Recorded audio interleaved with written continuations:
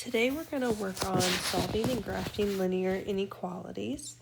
We're going to do this by isolating a variable in the inequality and then creating a graph that corresponds to the solution. So in your notes, first we just have a quick review of the inequality symbols. So on this first one, this would be x is less than 3. So I'm going to write here less than. When we go to graph, we're going to go to the number that's in the solution. So I'm going to go to 3, and above 3, I'm going to create an open circle. So this open circle is saying that 3 is not part of the solution because it doesn't say that it could equal it, like the bottom two here that are less than or equal to and greater than or equal to. And now I'm going to draw an arrow. And so the arrow is going to point either to the left or the right, depending on what makes the statement true. So it says again, x is less than 3. So I will point where values would be less than 3. So that would be to the left. For the second one, this is what greater than looks like. So this is x is greater than 3. So again, I go to 3. It's an open circle once again. And this time we point to where values would be greater, which would be to the right. Third one, we have less than or equal to.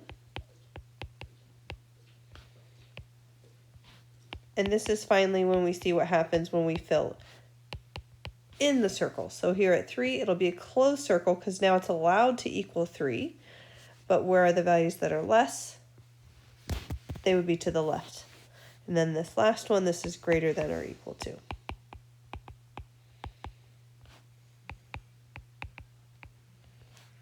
Okay, so next, we're going to have a closed circle at 3 with the arrow pointing to the right.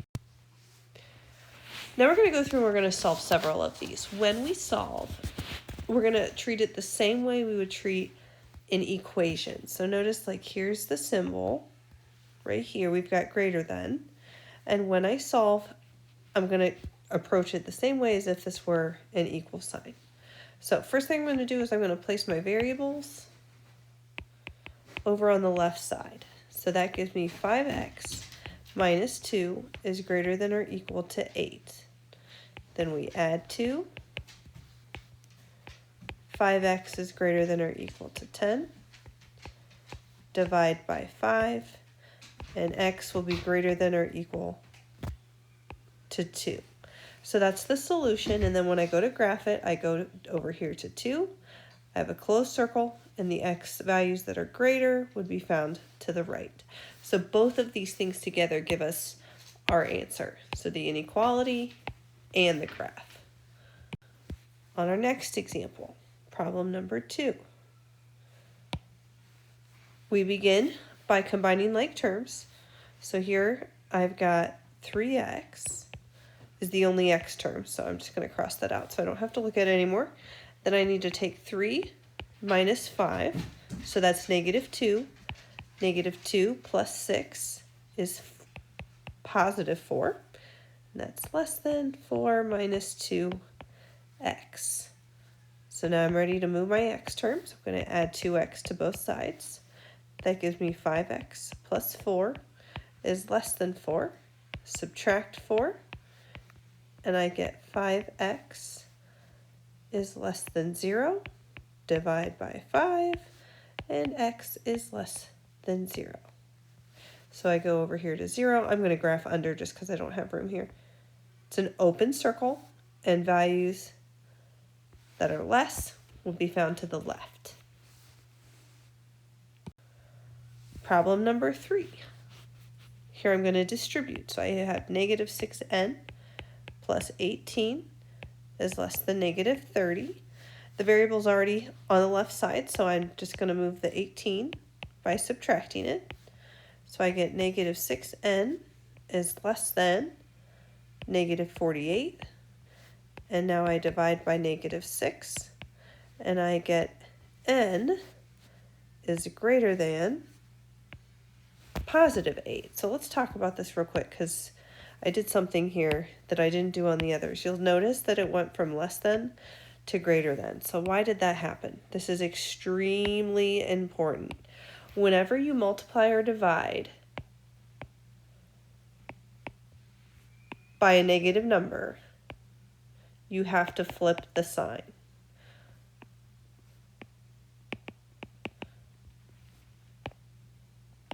And by sign, I guess I probably should say symbol.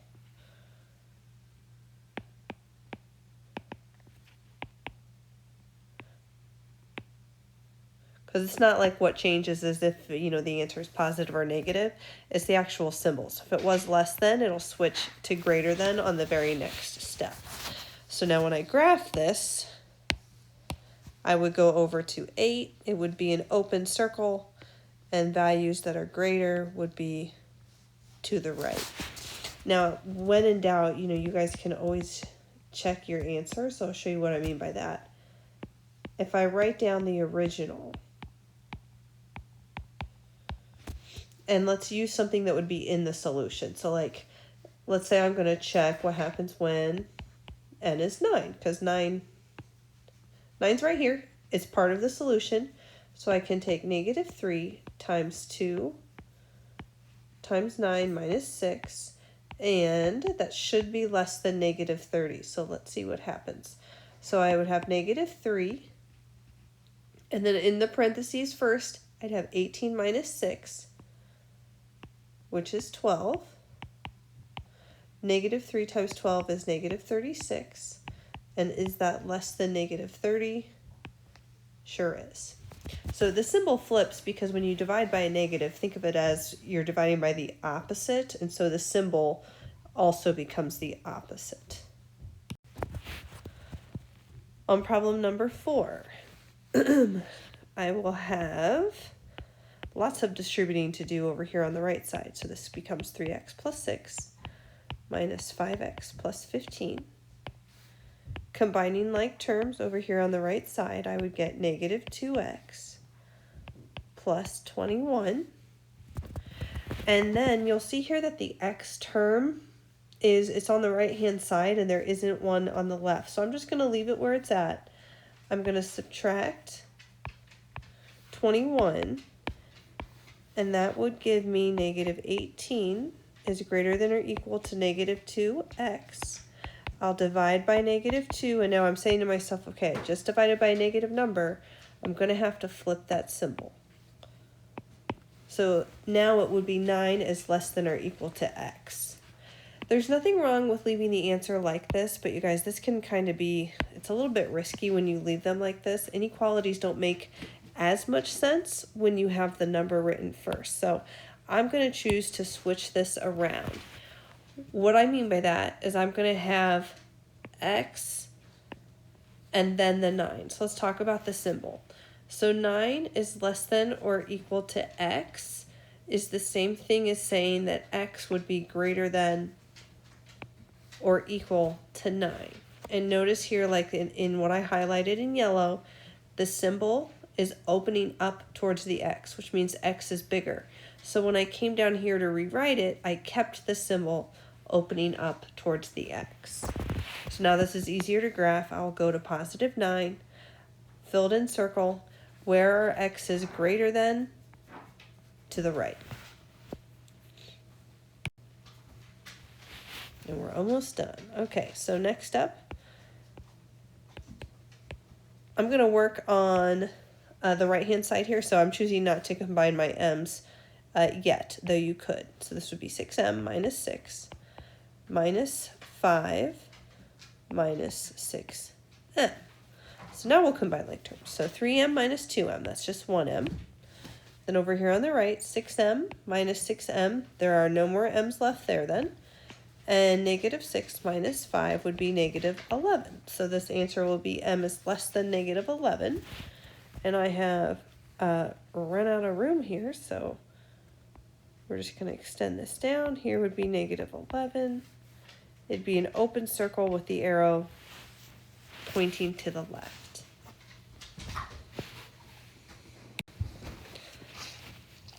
And for the last one, we get negative 8x plus 24 is greater than or equal to negative 8x plus 10. So here I'm going to add 8x to both sides. That gives me, so x is gone, that gives me 24 is greater than or equal to 10. So this can happen, so don't be alarmed if this does occur. So here you'll see like I went to move the x's and now they're just gone. So you have to continue the problem though, because this last statement right here, this says that 24 is greater than or equal to 10. And so you ask yourself, is that true? Or is that not true? So is 24 greater than or equal to 10? Well, yeah, it's greater than 10. So that would mean that this is true all the time, and this would have infinitely many solutions.